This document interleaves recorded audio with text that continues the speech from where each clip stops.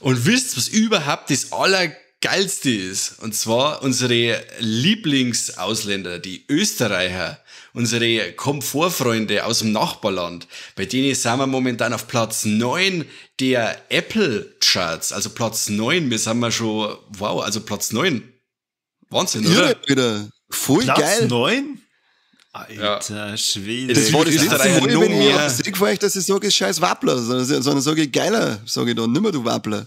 Wie Ja, sonst. überhaupt nicht. Also an dieser Stelle vielen Dank, Ach, Freunde So, da danke, draußen. danke. Gibt's Applaus jetzt? Ich glaube, dass da ganz viel der Ritsch wieder eingehört hat.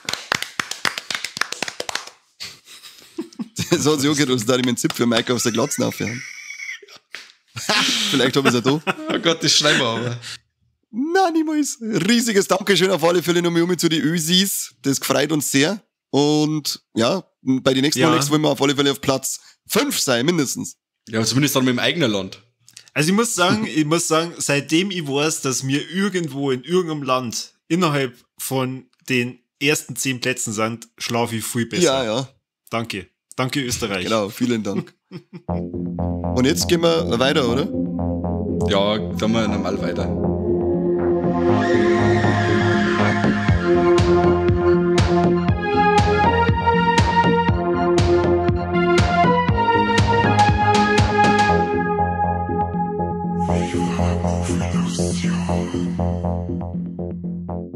Herzlich willkommen zu einer neuen Folge Warlex und es sind dieses Mal die Warlex vom August und Mensch, was haben wir da nicht alles erlebt? Gäuboden, Volksfest war und ja, sonst, da war eigentlich dann immer viel, oder? Aber da frage ich doch gleich mal den Kani, was der so erlebt hat in die Warlex im August und natürlich wie soll es anders sein? Gott sei Dank ist er dabei. Mike, hi Mike. Servus und habe Dere beieinander. Wie er die Kurven jetzt noch kratzt hat, dass er die doch Ja, kriegst, gerade gell? noch. Ich habe mir auch gedacht, muss jetzt dann so lange warten, bis du mit Schmerzen fertig bist, dass er mich ankündigt. Keine Ahnung, keiner weiß Bescheid, aber jetzt wüssten wir es. Unglaublich. Ja. Unglaublich. Okay, dann gib jetzt noch dem Kani die Chance, dass er auch irgendwas zum Intro sagt. Du kannst dir das mit Steady vorstellen. Das behauptest du ja immer, machen wir mehr am Anfang. Ja, genau. Also erst einmal ein herzliches Grüß Gott vom Kani. Servus. Hi, grüß dich, Kani. Servus, grüß dich. Mensch, Christi. Ja, Corby hat's schon gerade geteasert. Ich gebe euch das volle Paket. Geht's auf Steady, macht's auch was, Leute. Wir freuen uns nämlich. Jetzt hat's nämlich ein paar wieder eingeschwappt. Das gefreut uns. Einen Namen habe ich vergessen, ist mir wurscht. Nämlich gerade eine Kohle. Aber die wissen jetzt, dass einer müssen, weil nämlich immer mehr Steady-inklusive Content erscheint. Also Leute, ab auf Steady, Abo abschließen und dann in unsere Nachgebete eingeschlossen werden. Jetzt habe ich schon so viel geschmerzt, jetzt mag ich nicht mit meinen Rolex weitermachen. Das soll jemand anderer tun. Mike, magst Ja, habe ich mir schon fast gedacht, Deswegen, Mike, jetzt sag uns, was hast du Geiles und Blödes in dem Monat erlebt? Also mehr Positives, muss ich sagen. Was mir immer wieder gefreut, wenn man mehr positive wie negative Sachen hat. Und zwar fangen wir gleich mit dem supergeilen Warleg an. Bayernpark, Sternenkrieger und Fantasy-Treffen, das 18. Mal in Reisbach. Das war eine kurzfristige Geschichte. Ich habe Fotos gesehen bei Facebook vom Samstag, vom ersten Festivaltag, und ich fand das so cool, wie die ganzen verkleideten Cosplayer da ausschauen und die Stimmung da auf den Battle, das hat mich so begeistert, dass ich mir gedacht habe, ich pack die ganze Family zusammen und wir fahren da am Sonntag rüber. Reisbach ist für uns, weiß ich nicht, ein paar Kilometer weg, haben wir 20 Minuten unterwegs und dann du? Reischbau. Ich wollte gerade sagen, was ist ein Reisbach? Du meinst Reisbach, oder? Reischbau. Reisbach, sag ich. Na gut. Auf jeden Fall ist das Ganze eben kommt einem guten Zweck zugute, und zwar der Stiftung AKB, Aktion Knochenmarkspende Bayern. Und aus dem Anlass werden halt gekommen an die 300 Kostümierte, die waren jetzt das Mal dabei. Die treffen sich da jetzt, ja. Gut, jetzt war Corona-Pause, aber jetzt ist es das erste Mal wieder gewesen. Die treffen sich da alle für einen guten Zweck und wollen die Leute animieren, sie für typisieren zu lassen für Knochenmarkspende. Und nebenbei kann man sich halt dann auch fotografieren lassen mit richtig, richtig coole Cosplayer. Und das, also wir reden da jetzt nicht von irgendwelchen Faschingssachen, die wo ich mal schnell bei Müller schieße und dann fahre ich im Bayernpark und bin dann ein cooler Hund. Also da sind wirklich Kostüme dabei, wo du sagst, Wahnsinn. Also echt irre. Also es war, ich möchte fast behaupten, 70% Star Wars, also von Stormtrooper über die Leibwache vom Imperator und TIE Fighter Piloten. Einen richtig coolen Obi-Wan haben wir dabei gehabt. Einen richtig, richtig geilen Darth Vader. Mit dem hab dann ich auch ein Foto machen müssen. Also das war richtig mega. Eigentlich habe ich, weiß ich nicht, 25 Fotos, die alle mit meinem Burm gemacht worden sind. Nur wegen dir gemacht, oder? Ja, genau. Kennst du das Battle von dem einen im Disneyland, der sich mit dem Woody und mit dem Buzz fotografieren lässt und seine Tochter drauf hat, und macht das Selfie aber so, dass man seine Tochter nicht sagt und drüber steht dann fuck you, that's my childhood. So stelle ich mir die jetzt gerade vor. Nein, das ist geil, so krass bin ich nicht. Aber ich habe mal gedacht, was das sind seine Ikonen vom Morgen, und irgendwann schaut er sich dann die Fotos so und sagt, wow, leck. Aber er kennt ja schon einige, mit Darth Vader und so, ist natürlich frühkindliche Erziehung muss man machen, und da gehört natürlich dazu, dass er weiß, wer der Darth Vader ist. Auf alle Fälle haben wir Mandalorian auch dabei. War alles dabei. Alles? Es war ein Boba Fett war dabei. Es war, ich weiß nicht, irgendwo in der 2. Staffel, glaube ich, Mandalorian, oder in Boba Fett in der Serie, meine ich, da kommt da so ein Bösewicht vor, irgendein so ein Neuer mit Cowboy-Hut und so ein Gasmari. Ja. Den habe ich jetzt nicht kennt, weil ich... Der Cat Bane, der ist schon in die Clone Wars vorgekommen. Ja, irgendwie so. Ja. Den habe ich jetzt gerade vom Seng her kennt, aber der hat auch super geil ausgeschaut. Ja, also es ist wirklich quer durch das ganze Star Wars Universum war was geboten. Es war vom Marvel Universum einiges da, Captain America, und es waren ein paar Scarlet Witches da und Black Widow und so. Also war wirklich super geil, und jeder, der wo irgendwie mit Science Fiction und mit sowas was anfangen kann, hat da irgendein Kostüm gefunden, mit dem man sich dann, oder ein Cosplayer gefunden, mit dem man sich fotografieren lassen kann. Wie gesagt, das waren alle total freundlich, da kommen sie zwar mit die wilden Kostüme daher, und dann, wenn du sagst, ja, wie schaut's aus mit einem Foto? Ja, natürlich, stellt euch her, passt schon. Und dann auch immer High Five verkult, obwohl es wirklich an dem Tag, ich weiß nicht, 32 Grad gehabt hat, und die da mit einer richtig schwerer Kostüme da unterwegs waren, war die Stimmung hervorragend. Wie viele wollten mit dir ein Foto? Weil sie gesagt haben, boah, das ist ja der Mike von Viva la Movilusion. Ich glaube, dass die mit einer Visiere nicht so gut gesehen haben. Weil sonst hätten sie alle gefragt. Hätten sie da rennt. Wahrscheinlich hätten sie alle hinter mir anstehen müssen. Ja. Also wie gesagt, der Darth Vader war Wahnsinn. Also da bin ich dann da hat mein Bruder ein Foto mit ihm gemacht, in einer richtig coolen Pose natürlich, und dann habe ich gesagt, darf ich bitte auch eins mit dir machen? Und dann hat er gesagt, natürlich darfst du ein Foto mit mir machen. Also wirklich mit Stimmenverzerrer, mit allem drum und dran. Also wirklich mega geil. War echt cool. Super. Und ja, auf jeden Fall haben da Spenden dann zusammengekommen, also fast 9.000 Euro an Spenden sind zusammengekommen, 241 mögliche Knochenmarkspender. Und es ist fürs nächste Jahr schon wieder angekündigt, dass es wieder sein wird. Diesem Jahr war es halt auf 2 Tage aufgesplittet, weil es wahrscheinlich das Ganze ein bisschen entzerren wollten. Wie es jetzt nächstes Jahr sein wird, ist noch nicht bekannt, aber ich weiß jetzt schon, dass ich auf jeden Fall am Start sein wird, weil das ein richtig cooler Nachmittag war im Bayernpark. Coole Sache. Vollgas. Cool. Und du hast die auch typisieren lassen? Ich habe so eine Angst, dermaßen Angst vor Nudeln, also das habe ich jetzt leider auslassen, ich sag's wie es ist.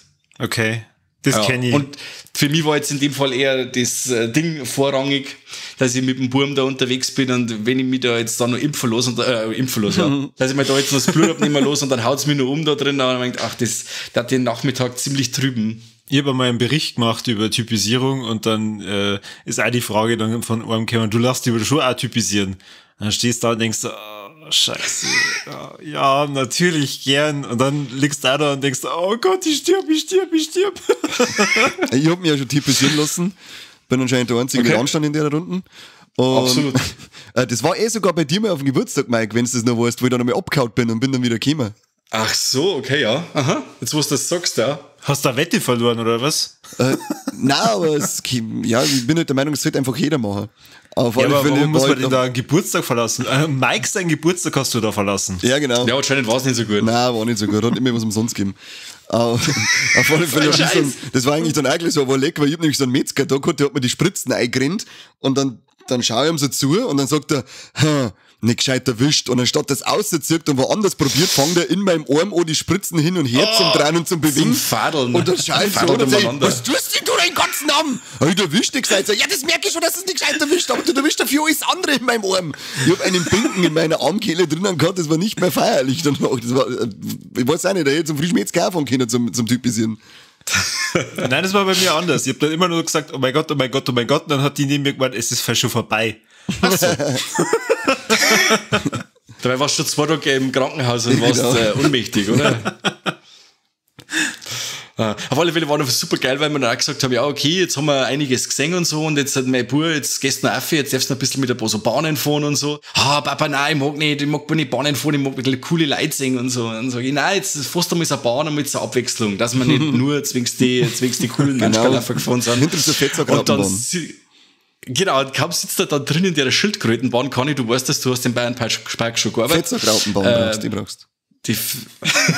Nein, in dem Fall war es die Fettsack-Schildkrötenbahn. Okay.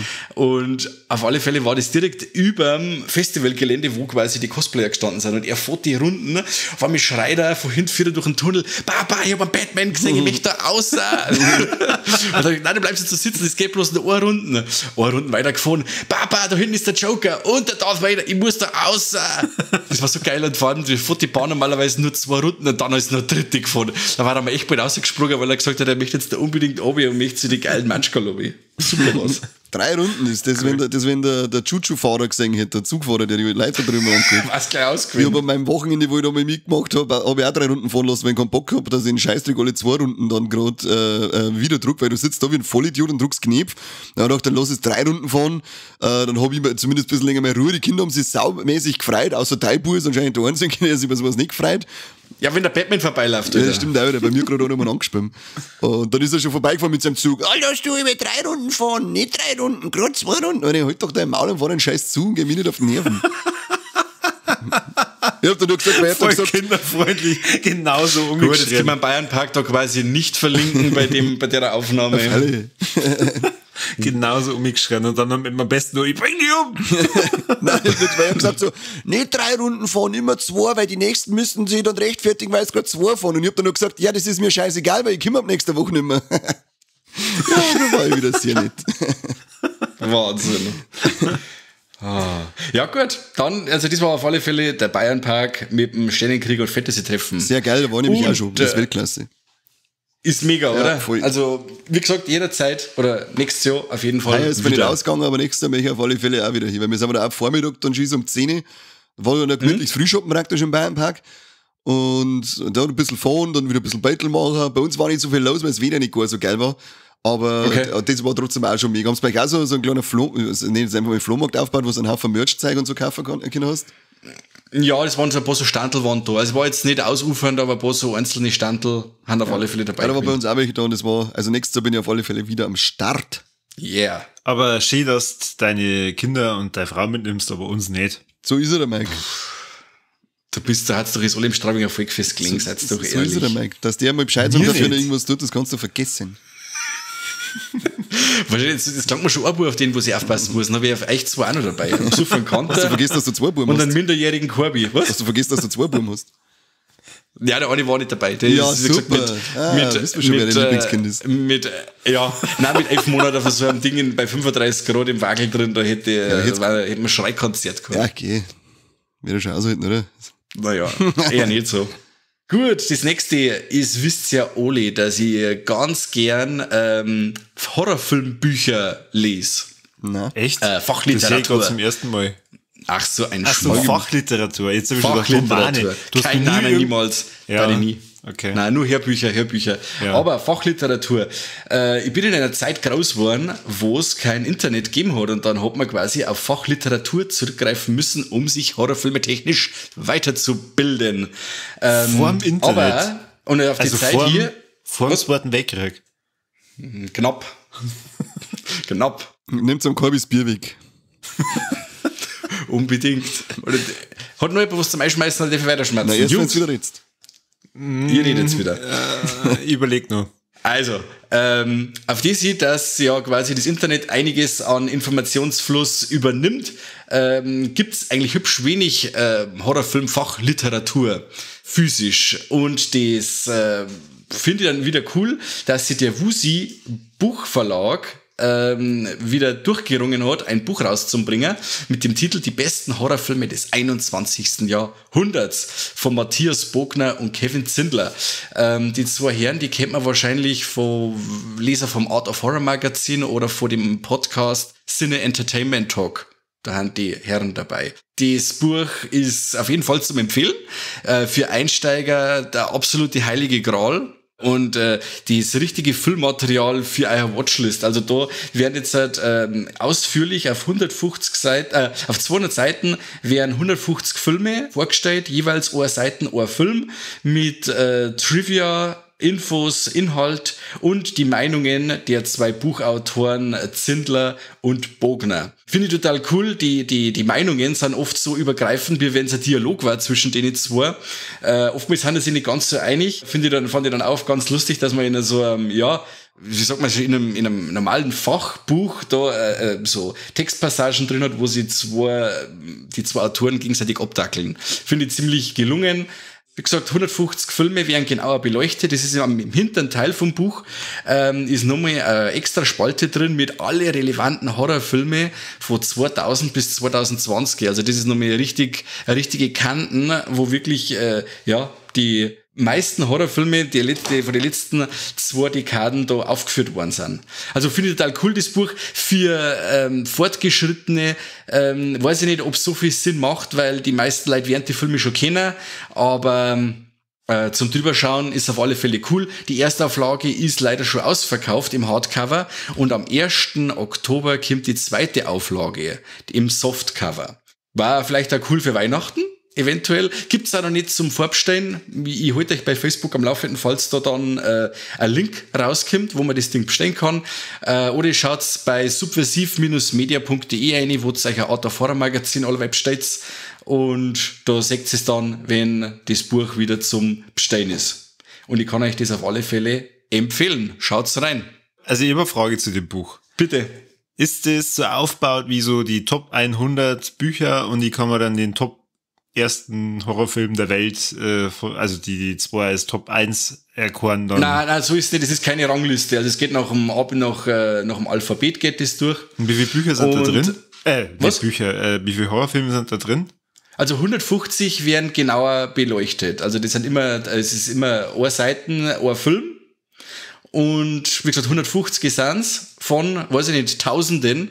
Genau, und die wichtigsten, ich sagte ja eben da die besten Horrorfilme des 21. Jahrhunderts. Und da ja ganz schön viel Scheißdreck auch rausgekommen ist, dem wird sich da quasi nicht gewidmet, aber man kann dann in die letzten Seiten ab der Seite 175 kann man dann schauen, wo es alles rausgekommen ist, und da haben dann so Granaten dabei, wie es Craven präsentiert, Dracula 2 oder sowas in der Richtung.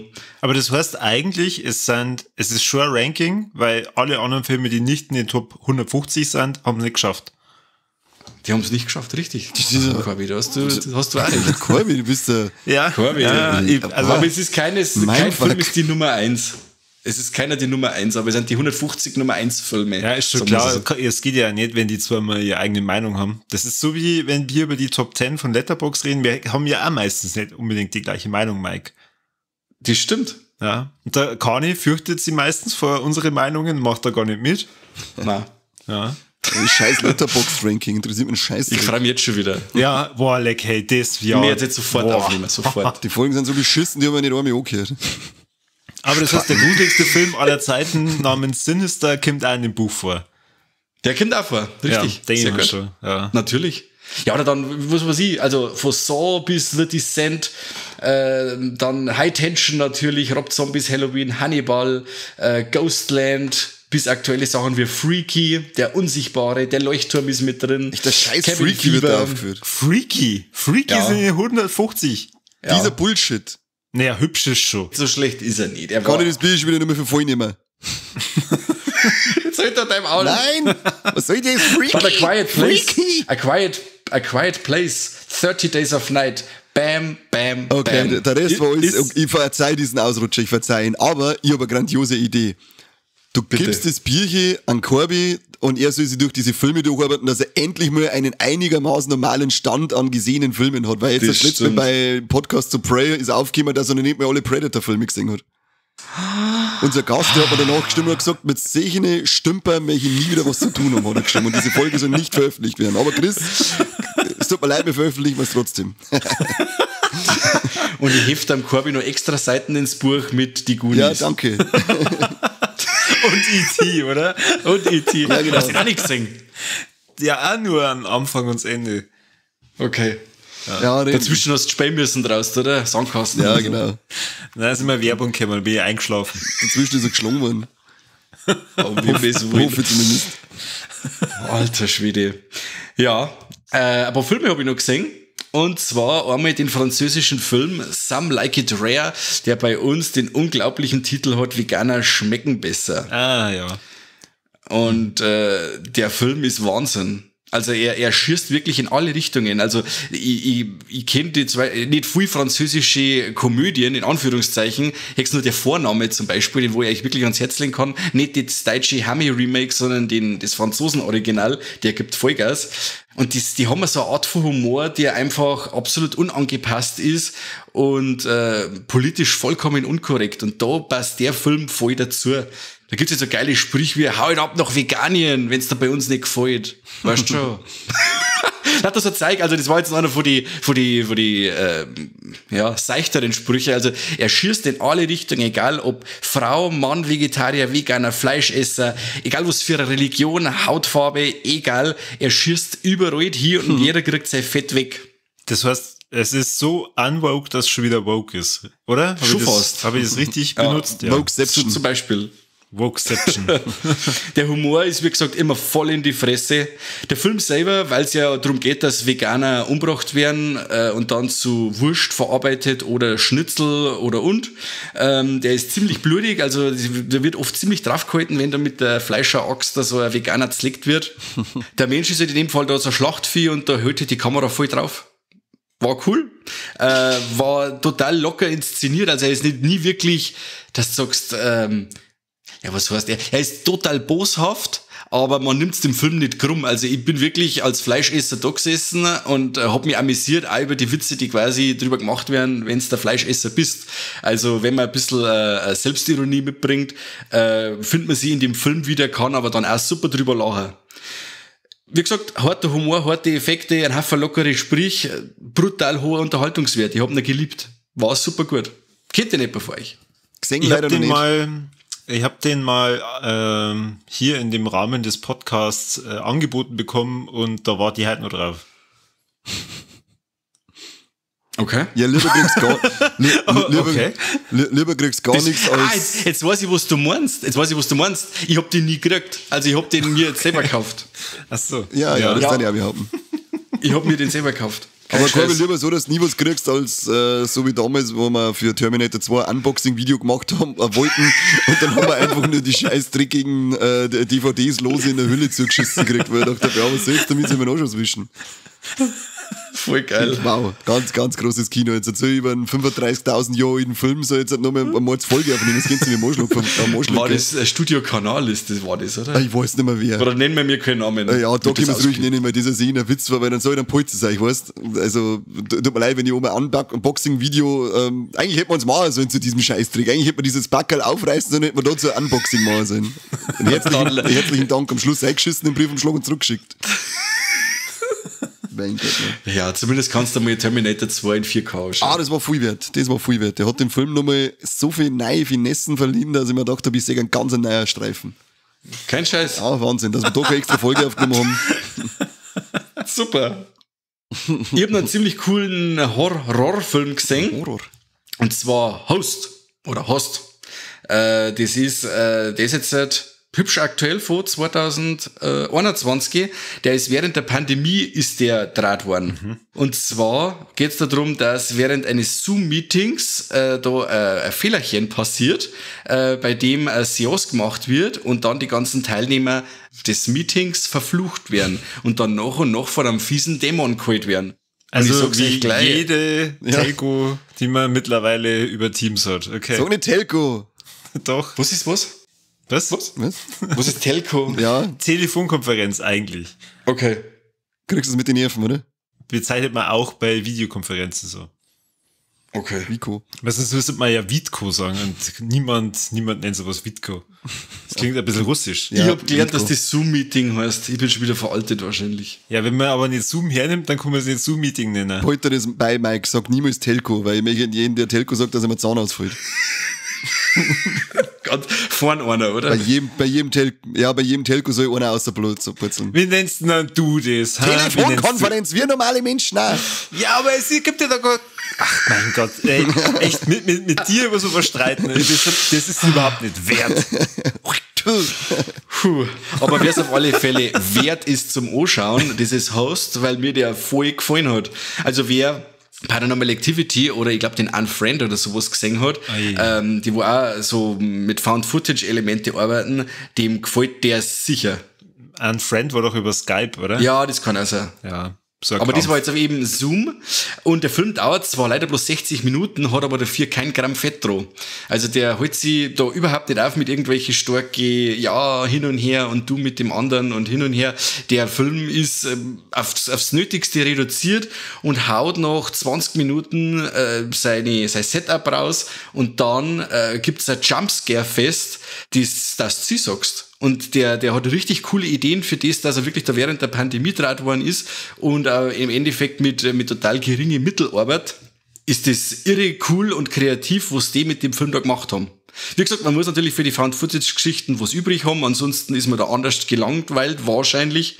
Aber ich fand den extrem kurzweilig. Es war eine richtige Geisterbahnfahrt, wo du eine Stunde drin sitzt und hast einen Riesenspaß. Der Film ist gar und du sagst, wow, leck. Das war jetzt richtig gruselig und kreativ. Kann ich euch absolut nur ans Herz legen. Wo kann man den sehen? Ja, Shudder US. Ich hab mir da extra für das Ding, weil ich einen Tipp gekriegt hab vom Devils and Demons Podcast, habe ich mir extra die US Blu-ray importiert. Also ich hab mir das Ding wirklich kaufen müssen, weil ich kein Shudder US nicht haben tue. Aha. Also das kann man nur bei Shudder sehen. Aha, okay. Genau. Vielleicht hat er ja auf Deutsch irgendeinen ganz anderen Titel. Nein, den gibt's noch nicht. Telco. Es ist ja da wieder so eine Geschichte, vor allem der Film dauert eine Stunde. Es ist oftmals wahrscheinlich für die deutschen Verleiher so eine Sache, wo man sagt, okay, bringe ich das Ding jetzt überhaupt raus oder reißen wir dann die Konsumenten den Hintern auf, wenn es dann von mir raussteht, dass der Film bloß 60 Minuten dauert. Kann natürlich sein. Ja. Ich hab 2 totale Arschbomben noch gesehen. Mehr, ich gerade noch kurz sagen, Thor, Love and Thunder, komplett Bullshit. Komplett. Also Ach, Kim, das schlechteste MC. Bestochen. Nein, null. Mike, das ist doch das genau... Das habe ich selber zusammengebracht. Der Taika Waititi, der macht mir alles mies. Das war der schlechteste MCU-Film bis jetzt. Also der Thor als komplett Witzfigur. Ja, schrecklich zum Anschauen, also zum Fremdschämen.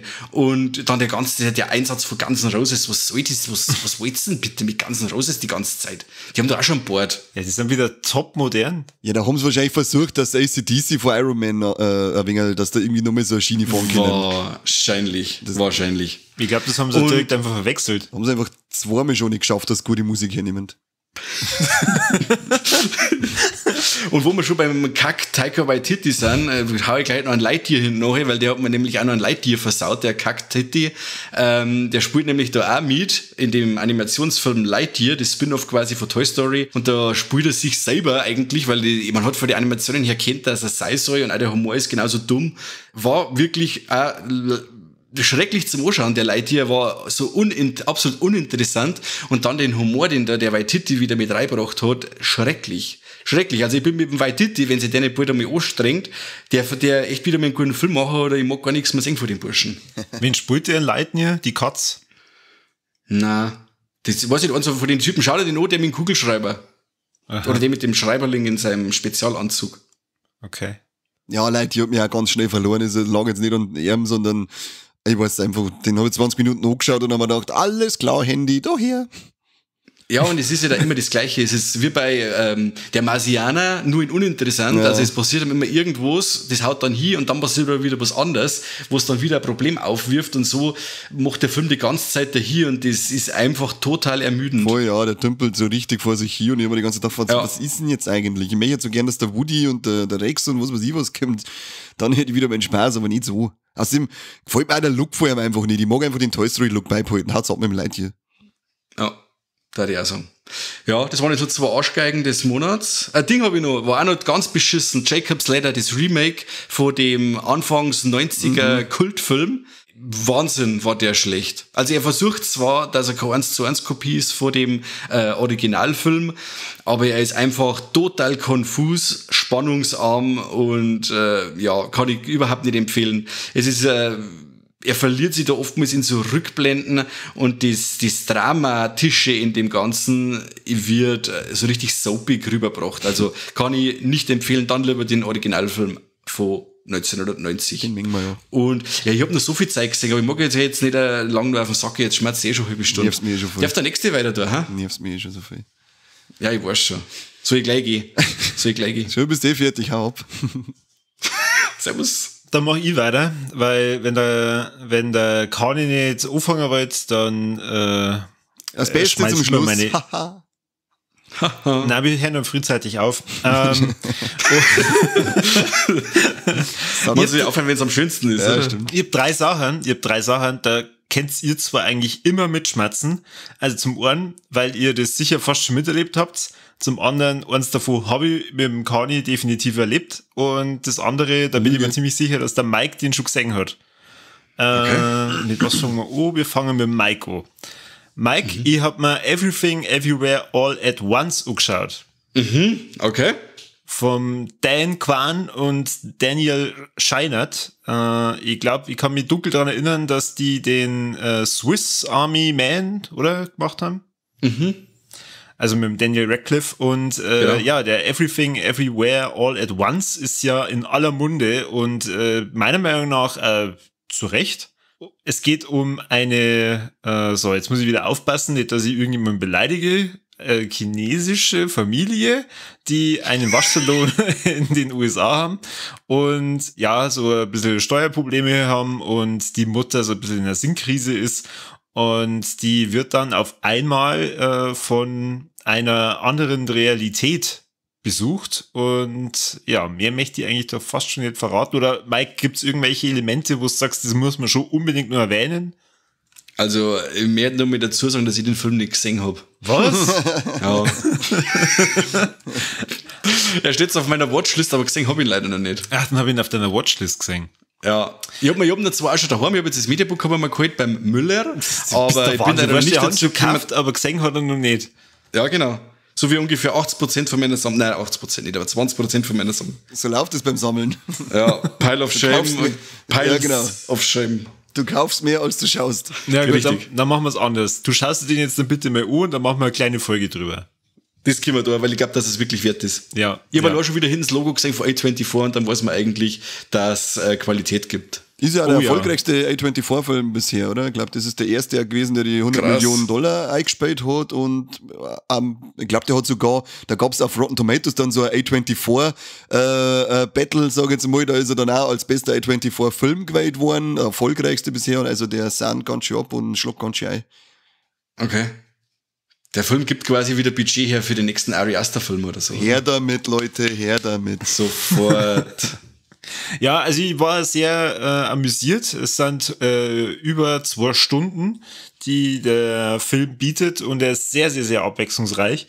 Und ja, ich kann es jedem ans Herz legen. Ich bin am Ende schon da gesessen, habe so ein bisschen über mein eigenes Leben nachgedacht und was es bedeutet, Familie zu haben oder auch nicht. Und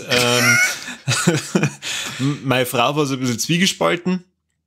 Die hat nämlich gesagt, ja, sie will den bloß sehen, weil sie hat irgendwo in einem Artikel gelesen, bester Film des Jahres, und hat danach einfach so gemeint, Was wieder geht besucht? so.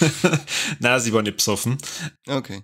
Aber ja, also sagen wir mal, ich glaube, wenn man die ganze Zeit beim Film bleibt und jetzt wieder der Kani vorhin nach seinem Handy ruft und da die ganze Zeit reinschaut, dann kann man das Handy da, ruft nach ihm. Ei. oder so, da kann man das ein oder andere empfinden. Ansonsten, wenn man halt so nebenbei die ganze Zeit, weiß ich nicht, Solitär spielt, dann Ich habe das Handy Naja. da gehabt, nicht am PC. Corby, ist er der beste Multiversumsfilm des Jahres? ja, definitiv. Echt? Ja. Gibt's das? Lehnen Sie Ja. ja. weit aus dem Fenster. Oh, der lehnt sich weiter raus. Aber Mike, ist vergiss so. nicht, er hat ja ein Tor 4 von 5 gegeben. Das stimmt. Ja, das sehen wir jetzt dann in der Folge. Also ich schreibe mir jetzt das Ding auf, ich möchte mir den jetzt dann bald anschauen und dann reden wir drüber. Also ich war köstlichst amüsiert bei Tor 4, aber nur weil ich eigentlich gewusst habe, der Kani und der Seppi haben die ganze Zeit drüber geschimpft, also muss ich automatisch schon gern haben. Cool, wenn man so seine Maßstäbe setzt. Ja, schon. Ich finde das super, ich finde das scheiße. Ja, dann habe ich mal eine Doku angeschaut, wie soll es auch anders sein? Und zwar, habt ihr vielleicht ja, wenn ihr fleißig auf Letterboxd guckt, bei dem einen oder anderen schon gesehen und wird ja aktuell, zumindest bei denen, wo ich folge, immer recht gut bewertet. Trainwreck Woodstock 99. Arbeitsweg. Die Doku über das Woodstock 1999, das ist das 3. Woodstock insgesamt. Immer vom gleichen, wie Sie sagen, Veranstalter oder Hauptveranstalter, der das Ganze mal plant. Und es ist einfach geil, wie so ein Festival komplett aus dem Ruder geraten kann. Und du sitzt da mit offenem Mund und denkst da, holy shit, Amerika ist einfach dämlich. Wisst ihr darüber ein bisschen was? Habt ihr euch das auch angeschaut? Oder sagt ihr, komm, Corby, bitte Doku? Na, aber der Spätzl hat's gesehen und er hat gesagt, also das, was im Weigendorf war, das war aber schlimmer als das, was er da gesehen hat. Ja, aber da ziehst du doch vergewaltigend durch die Menge, oder? Irgendwie, das ist so, was ich gehört habe. Also ich habe noch nicht gesehen, ich habe da bloß in einem anderen Podcast drüber was gehört und dass das quasi schon das 3. Woodstock ist, das total an Bach geht, oder? Und ein Haufen Kohle kostet und dann ein Haufen Leute verletzt sind. Das erste Woodstock war ja schon einigermaßen erfolgreich. Das 2. Woodstock war kommerziell nicht erfolgreich, aber anscheinend rein vom Festival her gut. Und das 3., das sie machen wollten, das wollten sie halt so aufziehen, dass das halt kommerziell sehr erfolgreich wird. Und die haben halt dann einfach nur geschaut, dass irgendwelche Bands ohne irgendwas sagen, ja, okay, darauf stehen die Jugendlichen. Und das ist so geil. Da interviewen sie halt dann Leute, die bei der Organisation mitgeholfen haben. Und dann hat einer gesagt, ja, er hat sich dann da das Line-Up angeschaut und hat dann 2 Wochen, bevor es dann losging, sie dann endlich mal getraut zu fragen, ob die sich schon überlegt haben, welche Bands die da zum Woodstock eingeladen haben. Und dann, warum? Was war denn da gekommen? Also die Headlines waren unter anderem Korn, Limp Bizkit, Rage Against the Machine. Auf dem Friedensfestival nicht unbedingt die Bands, die man sich auswählen sollte. Warum? Ich höre nichts Schlechtes. Was ist denn los? Ja. Die stehen doch nicht für Hass und Gewalt. Überhaupt nicht. Nur weil sie einen Heavy Metal machen. Also, und der Mike hat recht, während dem Festival gab es sehr viele Vergewaltigungen, unter anderem während des Konzerts von Limp Bizkit, unter anderem, wo er das Lied Break Stuff singt und ich weiß nicht, vielleicht habt ihr das ein bisschen im Ohr, und wo er praktisch dann einigermaßen in einen aggressiven Ton verfällt, haben dann die Leute angefangen, den Tonmasten, also einen sehr großen Tonmasten, der in der Mitte der Menge war, auseinanderzunehmen, obwohl da Leute drauf gearbeitet haben. Geil. Ist jetzt so wie Weigendorf, ich sag's doch. Ich weiß schon, ich weiß schon, ihr seid nicht so die Doku-Schauer, aber das empfehle ich sehr. Ich will ja nicht spoilern. Also, so wie das Festival endet, ist es echt scheißkrass. Und ich muss sagen, seitdem höre ich wieder recht gern Korn, weil ich das so amüsant finde, was da passiert ist. Ich finde nicht das amüsant, dass da Leute vergewaltigt worden sind. Nein, nur aber über das meine ich, das müssen wir mal klarstellen. Gell? Wie man diese Organisation so dermaßen verkacken kann, wo man halt dann einfach mal merkt, okay, alte Leute, die einfach nur auf Geld aus sind, planen so ein Festival, machen sie dann null Gedanken, beschäftigen sie nicht mit den Bands und schauen halt einfach nur, dass eine Kohle eingeschwappt wird. Hammer. Also das ist unglaublich. Ich habe da ein bisschen, sag mir jetzt wirklich hin. Ja. Ich hab da ein bisschen was, ich hab nur ein bisschen was gelesen drüber und der Veranstalter, der ist ja mittlerweile mal nicht verstorben. Und der hat ja, das ist bis zu seinem Tod praktisch das immer so relativiert und hat ja gesagt, es gibt ja Städte, die haben so viele Einwohner, wie da jetzt halt Leute waren und da werden ja dann auch wird er dann auch so viel vergewaltigt so ungefähr. Mit dem hat er es dann verglichen, wo du dann sagst, was ist mit dir, was soll das? Die kommen nicht mehr ganz dicht, oder was? Ja, es ist ein wenig komisch. Also ich habe gesagt, ich habe die Doku nicht gesehen, aber ich war schon auf Metal-Festivals, da wo es mit die brutalsten Bands ja, da muss die brutalsten Bands sechs, so die wildesten Leute und da ist nie so eskaliert irgendwie. Also ich weiß nicht, ob das direkt an der Musik liegt oder ob das Nein, das lag nicht an der Musik allein, das war die gesamte Mischung. Die haben ihre Essenstände und so an Dritte vergeben und die haben das halt voll ausgenutzt und haben halt da ordentlich was draufgehauen. Dann die Wasserleitungen waren, glaube ich, am zweiten Tag oder so völlig kaputt und das waren die heißesten Tage irgendwie des Jahres. Jetzt haben sie dann auch noch die Filmrechte irgendwie verkauft und haben dann die Prollos so richtig angefangen, Prollos zum Sau. Und die Stimmung ist immer aggressiver geworden. Und auf die Nacht, wenn halt dann die Hauptbands spielen und das halt dann auch gerade noch welche sind, die eventuell einen musikalischen Sound haben, der halt die Aggression nur ein bisschen anfeuert, dann kann das halt mal eskalieren. Also bei dem Limp Bizkit Auftritt, das sieht man ja dann da, ist echt brutal. Also wie gerade das nicht nur Massenschlägerei oder so ausbricht. Also das hätte mich überhaupt nicht gewundert. Moshpit nennen sie das. Nein, also ich meine den Moshpit. Und die Schläger, die sind eine narische. Na, und halt dann auf die Nacht immer so, ich glaube, Rave-Heulen oder so, wo es halt dann ganz normal war, dass man halt dann da irgendjemand mal schnell vergewaltigt oder so. Naja, passiert. Was ist mit den Leuten? Wahnsinn. Weiß ich nicht. Und einfach die ganze Zeit mit dem Hintergedanken, das ist das fucking Woodstock. Also das Festival der Liebe. Da haben sie dann auch geschaut, weil sie haben das dann auf einem Militärgelände gemacht, damit das nicht so ist wie beim zweiten Mal, wo die Leute dann vielleicht einfach über den Zaun steigen und dann keinen Eintritt zahlen, dass die ja wirklich gefangen sind da drin und nur Leute reinkommen, die entsprechend dafür gezahlt haben. Donnerkuppel. Ja, da haben Zwei geht rein, einer geht raus. Die Mauer mit gehen so, rein, einer geht raus. dann haben dann die Mauern so mit einer Friedenswand, die es dann tagelang vorher nur bemalt haben, mit lauter schöne Zeichnungen so ausgeschmückt, das dann am zweiten oder dritten Tag komplett zerlegt worden war, weil die Leute so wütend waren. Sie haben sich nämlich auch nicht drum gekümmert, dass irgendwie Müll mal wegtransportiert wird. Jetzt war am zweiten Tag da so viel Müll, dass die auch dann die musikalischen Auftritte, wenn sie ihnen nicht gefallen haben, einfach mit Müll beworfen haben. Und da gibt es, glaube ich, irgend so ein Rapper, da waren so viel Plastikflaschen auf der Bühne, dass man die Bühne fast nicht mehr gesehen hat. Die wollten nur, dass er wahrscheinlich das Leergut auch abgeben kann, Schon, oder? Da mit der Musik wirst du nichts verdienen, halt am Pfand, du Depp. Und was auch geil ist, sie haben dann kurz vor dem Beginn des Festivals da gemerkt, ach scheiße, jetzt das Budget geht doch irgendwie aus. Und dann haben sie einfach keine richtigen Security-Like geholt, sondern eine Friedenspatrouille. Und da haben sie halt dann irgendwelche Leute einfach rekrutiert, denen ein gelbes T-Shirt geben und gesagt, so, ihr seid jetzt da Security. Ah, witzig. Genau. Das sind die Platzwarte im Novarock, das waren auch gerade lauter Studenten, die sich gesetzt haben, die haben die ganze Zeit nur gekifft und sonst nichts da. Ja, da haben sie auch geschrieben, wir haben das Kontingent an Mülleimer verdoppelt. Ja, und dann 2 rumgestanden. Und ich dachte, okay, dann waren die im letzten Jahr bloß ein Mülleimer da. Tolle Wurst. Und der Rest ist alles am Boden gelegen. Ja, ich war auf jeden Fall schockiert und eben wegen der echt verhunzten Organisation etwas amüsiert.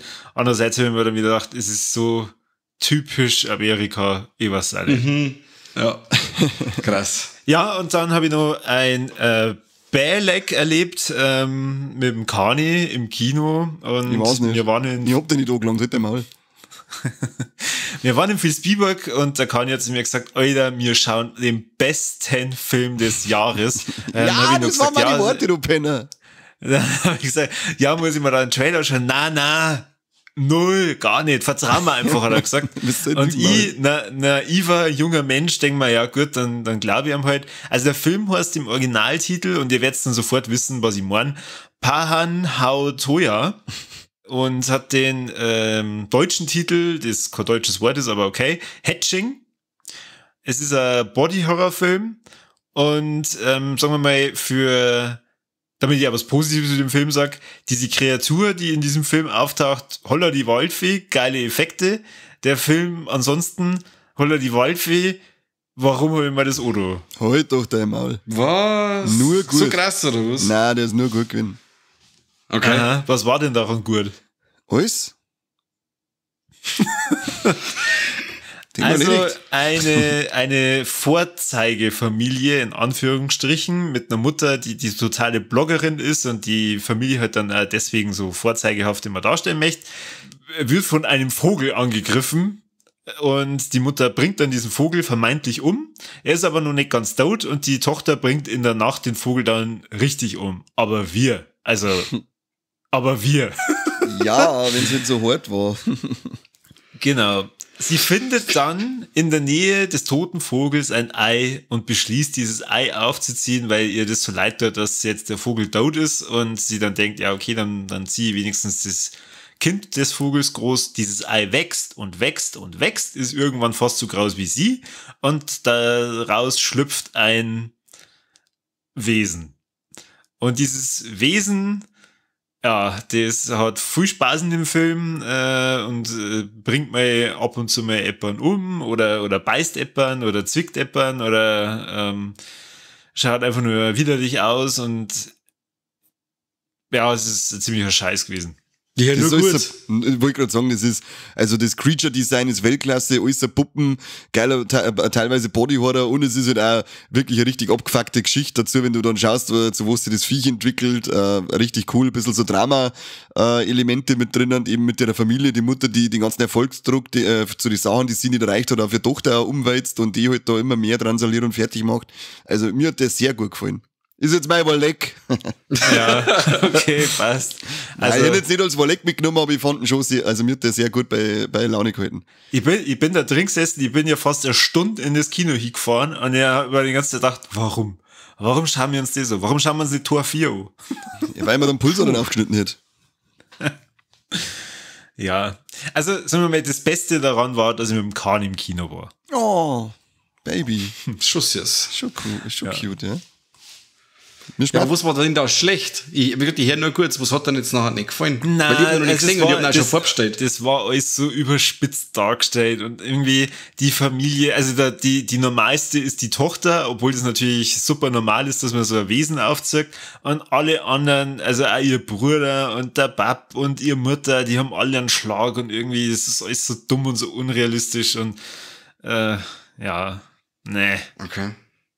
Ja, also realistisch ist so ein großes Ei natürlich nicht. Außer bei mir. Ich hab die Familie immer ein nettes Ei. Ja, weil ich nur eins, das klang da. Wenn du so groß hast, brauchst du keine zwei. Das stimmt. Du sollst die vielleicht mal untersuchen lassen. Aber ansonsten... Deswegen habe ich die Branche, weil ich so schwer hin muss. Ansonsten war der August eher serienlastig. Ich habe mal das Finale angeschaut von Better Call Saul. Ich kann es nur empfehlen. Ich habe es das letzte Mal schon gesagt oder vorletztes Mal, ich weiß nicht mehr. Jetzt bin ich mittendrin im Breaking Bad und kann es immer mit ganz anderen Augen betrachten. Hab meinen Spaß daran und jetzt übergebe ich an den Herrn Carney. Das ist schön. Wisst ihr es noch? Diesen tollen Fan, den wir haben, der uns einmal eine schöne, liebevolle Mail geschrieben hat, der Dampfexpress. Ja. Den mengen wir jetzt nicht mehr. Was hast du mit dem angestellt? Den mengen wir jetzt nicht mehr. Dampfexpress, das ist jetzt mein war Dreck, das geht jetzt an die. Ich habe mir das letzte Mal gedacht, ich schaue mal so 10 Minuten in einen Stream vom Birger rein, weil mit dem ich jetzt auch so einen Podcast gemacht habe. Jetzt schaust du mal zu, was er eigentlich sonst nebenbei treibt. Dann habe ich ein bisschen Blätter hergekriegt. Dann hat der Birger im Spaß gesagt, da hat's gleich einen Kani aus. Und der Dampfexpress hat gleich geschrieben, Kani tut mir leid und hat mich gekickt. Dafür gibt's auf alle Fälle einen Sacke, wenn ich die irgendwo noch sehe, Dampfexpress Sepp. Unglaublich, oder? Was das soll. Was wurde gekickt? Ja, in einem Stream. Während du Podcast aufgenommen hast? Na, wie viel Bier hast du denn schon gesoffen? Nur das eine. Ja, und wie viel Prozent hat das? 80. Ich habe einen Stream vom Lex einfach nur zugeschaut als Zuschauer auf YouTube. Und da kann man einen rauswerfen. Das ist ja Frechheit. Ja, ich sage ja. Und dann, weißt du, da schreibt er uns nur so einen Liebesbrief und dann aber sofort kicken, wenn der Bürger pfeift. Weißt du, der sagt Dampfexpress, irgendwo, was war denn jetzt da gelungen in dem Brief? Ich meinte, das sind echte Gefühle und dann sowas. Hast du schon mal gehört, jede Publicity ist gute Publicity? Ja, aber trotzdem. Und er hat schon zum 3. Mal geschafft, dass wir ihn in unserem Podcast erwähnen. Das stimmt eigentlich. Der möchte eigentlich nur irgendwie Fame abgreifen von uns. Ja, genau. Gut gemacht, Dampfexpress. Gut gespielt. In der nächsten Folge lobst du noch wieder. Ja, genau, gut Wahrscheinlich, gespielt. ja. Aber trotzdem habe ich mir gespeichert. Genau, wenn er dann sagt, wisst ihr, das letzte Mal habe ich nur über den geschimpft und heute hat er sich bei mir entschuldigt. Der Anfang Express, du bist der Beste. Ja, ist viel toll. Ich weiß gar nicht, was ich das letzte Mal so gesponnen habe, da war ich schlecht drauf, das tut mir viel leid. Dampfexpress. Sackschelle gespeichert. Also, das ist schon mal amtlich. Mike kriegst über den Namen auf. Dampfexpress, der Krampf. Krampfexpress. Ja, genau, du bist jetzt der Krampfexpress. Warte. Nein, ich bin ein wenig gekränkt gewesen, muss ich schon sagen. Das hat mir nicht gut getan. Warleck, was ich richtig geil fand, ich hab mir die Serie Sandman angeschaut und ich hab die ja fast auf einen Binge durchgebinged. Ich hab die Comics nicht ganz gelesen damals. Das ist auch eine Geschichte von Neil Gaiman und der, wenn draufsteht, dann bin ich sowieso voll dabei. Da gibt's ja so Omnibusse, aber die deutschen, englischsprachige habe ich da gehabt, die haben nicht mir gehört, aber gerade zwei eben, die ersten zwei habe ich gelesen, war damals schon voll angefixt, leider nie fertig gelesen und war jetzt schon richtig heiß, als die Serie losgegangen ist und ich bin begeistert, also die ersten 10 Folgen oder mittlerweile 11, weil sie haben jetzt dann im Nachgang nur 11 rausgehauen, richtig geil umgesetzt, soweit ich mich noch erinnern kann an die Comics, ist das echt sehr nahe am Original. Und halt mal abseits von die ganzen restlichen Comic-Verfilmungen, wo es nur scheppert und kracht und es muss nur epochaler und größer und was weiß ich wie sei, ist es schön bodenständig, weil es halt einfach sich voll mit alltäglichen Lebenssituationen, mit Leben, Tod, Traum, Wirklichkeit, Verlangen und so weiter auseinandersetzt. Es gibt einen Kampf mit dem Teufel, wo du denkst, wow, lecker, der Lucifer, da muss eigentlich voll abgehen, aber es ist halt ein Wortgefecht und das fand ich halt auch wieder mal sehr stark. Also ich kann euch Sandman nur ans Herz legen, und hoffe, dass das nicht auch abgesetzt wird wie nach einer Staffel, so wie Resident Evil. Weg mit dir, du Scheißdreck, ich hol's nicht aus. Das ist schön, dass die weg ist, oder?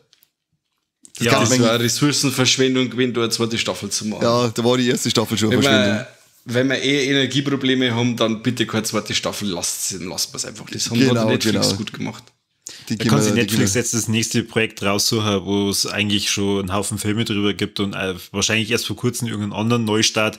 Macht Netflix doch nur mehr einen dritten, ha? Wie schaut's aus? Netflix? Genau. Und dann versehen ist das wieder richtig. Aber naja. Und wir schauen uns einfach nur mal Welcome to Raccoon City und schließen uns alle in die Arme. Und Resident Evil 3. Den dritten, den mengen wir auch, haben wir gesagt. Unbedingt. Den mengen wir auch. Extinction, der ist auch sehr gut. Die zwei, dann sind wir zufrieden. Oder wir machen mal vielleicht einfach mal eine Serie, wenn es schon wieder eine Serie sein muss. Einfach nur vom ersten Teil 8 Folgen Herrenhaus. Und jeder war glücklich. Zweite Staffel, 8 Folgen Polizeistation. Jeder war glücklich. Das schreien doch alle jetzt seit dem ersten Resident Evil Teil oder sagen wir spätestens seit dem dritten wahrscheinlich, weil die ersten zwei haben sich noch ein bisschen an die Spiele orientiert. Aber seit dem dritten Extinction, der zwar gut war, aber auch schon weg war von dem richtigen Resident Evil Spielesetting, seitdem schreit doch jeder nur noch, ich möchte einfach nur diese Herrenhaus- und Polizeistation-Geschichte hören. Mehr möchte ich doch gar nicht. Bitte, gibt's es halt mal die Leute, was haben wollen. Und ich möchte einfach kein Endzeit-Szenario mehr sehen. Bitte nicht. Ja, wer weiß ja, was das gut war, dass Ash vs. Evil Dead nach der dritten abgesetzt haben, die ja auch in einem Endzeit-Szenario gespielt hat. Nein, ich mag nicht mehr. Bitte lasst das einfach mit dem Endzeit-Szenario, das haben wir schon gehabt. Macht es so, wie es gehört und mehr müsst es gar nicht tun. Außer Fallout. Auf die Fallout-Serie freue ich mich schon sehr. Ja, Fallout. Da weiß jetzt gar nichts. Glaube ich, cool, habe ich zwar nicht gespielt, habe ich beim Kumpel ab und zu ein bisschen zugeschaut. Das glaube ich kann ganz geil werden. BioShock ist jetzt halt auch ein Film bei Netflix in der Mache und da ist der Regisseur, ich weiß jetzt seinen Namen nicht mehr, aber der zum Beispiel Konstantin und ein paar Teile von die, ich glaube 3 Teile von die Hunger Games gemacht hat. Und das Musikvideo von Shakira, Whenever, Wherever, hat er damals auch Regie geführt. Haben wir auf alle Fälle einen fähigen Mann an der Hand für den Film zu BioShock. Freue mich auch, weil die Spiele habe ich erst gespielt. Was aber wo Dreck war, wo ich mir wieder, da habe ich wieder mal lachen müssen und schon langsam wird es vielleicht sogar ein bisschen so ein neuer Part in unsere Folgen, lustige oder tolle Kommentare auf unserer Facebook-Filmseite. Der Mike hat ja ein schönes Fanmade-Poster zu der 5. Staffel Stranger Things gepostet gehabt. Nein, das war ich. Was hast du? Ich weiß nicht. Ich hab gedacht, das war der Mike. Aber ist auf alle Fälle ein cooles Poster, schaut stylisch aus, ist halt der King Ghidorah im Hintergrund und so weiter. Man schreibt sogar dazu, dass die 5. Staffel interessant werden kann, wenn es nach diesem hübschen Fanmade-Poster geht. Das steht sogar dabei. Ein Großteil kann lesen und hat es geschafft, ein paar andere sagen dann, was, King Ghidorah, das ist doch Fanmade. Ja, gut gemacht, du kannst lesen. Aber der Beste war dann da der andere, was hat das bitte schön für eine Aussagekraft, dieses Fanmade-Poster, wenn ich da einen Haufen bla bla bla, mag ich gar nicht vorlesen, weil der Kommentar ziemlich dumm war. Aber da habe ich wieder mal lachen müssen und am Ende bin ich da gedacht, da gesessen und haben wir gedacht, in Gottes Namen, warum sind eigentlich alle so brunzblöd? Das steht doch da oben. Das sind sogar gerade 2 Zeilen. Es ist nicht mehr so, dass ich sage, das ist die mangelnde Aufmerksamkeitsspanne, die man im Internet oder in Social Media hat. Das kann es auch nicht sein, wenn es gerade 2 Zeilen sind, oder? Ich weiß es nicht. Aber auf alle Fälle haben wir gedacht, das ist ein Bericht wert, wie blöd das Leute schon wieder sind. Vor allem diese Maulerei, was das bitte für eine Aussagekraft hat. Ja, gar keine. Wir wissen selber, dass er Fanmade ist. Wir haben uns ja hingeschrieben. Sauteppenverein. Du schießt gegen unsere Abonnenten. Nein, der nicht. Alter. Das ist keiner von den Abonnenten. Alter. Das ist keiner von den Abonnenten, habe ich gerade gesagt, du Sautepp. Die sind die Besten, die wir haben. Der einzige, gegen den ich schießt, bist du noch Vollidiot. Aber ich habe gesagt, der Großteil hat es ja verstanden. Unsere guten Abonnenten haben es ja verstanden, weil da haben 5 unsere wiederkehrenden Gesichter kommentiert, die alle über beide Ohren Liebe. Dann hat sich aber der eine so eingeschlichen, der glaube ich hat uns nicht mehr abonniert und so und hat halt da dann sich groß abgewichst drauf und dann haben wir gedacht, ja, geil abgewichst, wenn du nicht lesen kannst. Ja. Aber wir werden schon wissen, was er tut. Am Ende ist es sein Leben, oder? Der Schmerz. Vielleicht war das mit ganz viel Sarkasmus und er hat es einfach irgendwie vergessen, dass er. Ja, er hat nur ganz einen lustigen Schmarrn mit unten drunter geschrieben, aber am Ende hat er es einfach nicht kapiert, sage ich. Ja, okay. Am Ende hat er es nicht kapiert, aber wo es richtig geil ist. Es ist wahrscheinlich statistisch schon irgendwie erwiesen, dass von unseren 3000 Schieß mich tot Abonnenten 3613 durchaus der eine oder andere Trottel dabei ist. Was sagst du? Noch ein einziges Wort gegen unsere Abonnenten und ich wirf die aus. Das sind die also besten ihr 3613 Welt. Facebook-Abonnenten, 3613. Ihr seid die allerbesten und wir lieben euch alle, jeden einzelnen von euch. Und wenn wir nicht mengen, den blockieren wir sowieso weg. Völlig egal, ob es ein Trottel seid oder nicht. Ganz genau, das ist mir vollkommen wurscht. Stimmt. Solange es nicht mit irgendwelche, was weiß ich, homophoben, rassistischen, was weiß ich, Dreckskommentare umeinander scheißt bei uns, seid alle herzlich willkommen. Aber diese Hurensöhne, die da so umeinander, da haben wir schon ein paar Kandidaten gehabt, die werden halt dann einfach weggemacht. Auf Facebook, nicht in echt. Muss man schon dazu sagen, am Ende hört's da, der ist jetzt halt weg und der Kani hat das in dem Podcast gesagt und jetzt ist er klar, 1 und 1 ist er 3, dann muss er dir das gewinnen sein. Kann nicht anders hin. Da gibt der Eberhofer vorbei. Ja, eben, und ich mag keine Leberkasse. Ja, das Podcast-Kartell, gell? Ja, eben, grausam ist das, haben wir schon öfter davon berichtet. Ein letztes Warleck habe ich noch dabei, Spite, von denen habe ich schon mal erzählt, dass ich die entdeckt habe für mich. Die haben ja ein neues Album ausgebracht, Dedication to Flash. Ja, Bombe. Da ist 1,5 Stunden ungefähr Knüppel in den Sack, da wird nur geprügelt, da wird nur geschrien und immer einen fetten gibt's auch immer fast ein Hemlittel. Und das ist sowieso ein Zeichen dafür, dass das Little gut ist. Herz es euch hoch, wenn ihr ein bisschen was mit Deathcore anfangen könnt und gerne einfach mal euch die Ohrwaschel blutig prügeln lasst, dann kann ich euch nur Spite Dedication to Flash empfehlen. Sehr geile neue Scheibe. Mike, hast du schon gehört? Nein, ich habe nur die ersten, also 2 Alben habe ich da. Ja, dann Mike, das neue Album anhören. Okay. Der perfekte Soundtrack für Woodstock 4, oder? Ja, Woodstock 4, das dauert ungefähr wahrscheinlich die Stimmung dann wiedergeben. Ich glaube, da tut sich der Deckel über der Hölle auf, wenn du so eine Band auftreten lässt. Ja, das hilft eh nicht. Da ist dann wieder Massenschlägerei. Ja, die Schläger, nein, ist ein Moshpit-Korbi, kapierst du das nicht? Und wir haben es ja am Anfang schon mal gesagt, ich sage jetzt nochmal, war leck geil, weil wir haben jetzt wirklich den ersten Abonnenten, der unser 3. Abo-Paket sich geschnappt hat. Habt ihr das eigentlich schon mitgekriegt? Ja, und der kriegt bald seine eigene Folge. Genau, der hat sich nämlich was gewünscht und wir haben gesagt, das machen wir natürlich gern für die. Aber dafür musst du, ja, du weißt es Folgen wünschen funktioniert nur über Abos und trotzdem geht's nochmal ein riesiges, fettes, herzliches Dankeschön an der Stoffel, heißt er, dafür, außer dass er sich dieses Abo rauslassen hat bei uns, weil der Christian Lindner hat ja schon gesagt, diese Gratis-Mentalität, das geht heute mal überhaupt nicht, gell? Drum auch an den Rest von euch abonnieren und hier fett Geld einschwammen lassen. Das wollte ja schließlich, dass wir heiß bleiben. Das geht nur mit Geld. Ja, Logo. Mit was denn sonst? Oder schickt uns irgendwas. Mittlerweile, wenn wir eh schon Knappheit haben, schickt mir Stangen Salami noch und das ist auch schon cool. Dürft ihr einfach mal so, wenn es mir Stangen Salami schickt. Die geile, gut und günstig Salami, die habe ich früher gekauft, wenn ich heimlich voll heimgekommen bin, dann haben wir nur einen Flanken runtergeschnitten und hat mir den eingeschoben, mit Besuch ans Maul. War schon wie stark. Alter, die bist du. Ja, die war echt kommt man da immer nur drauf? Das gibt's ja nicht. Und dann heißt wieder, ich bin besoffen. Ja, weil ich bin besoffen. Jetzt gerade schiebe ich mir keine Stangensalami mehr ins Maul ein.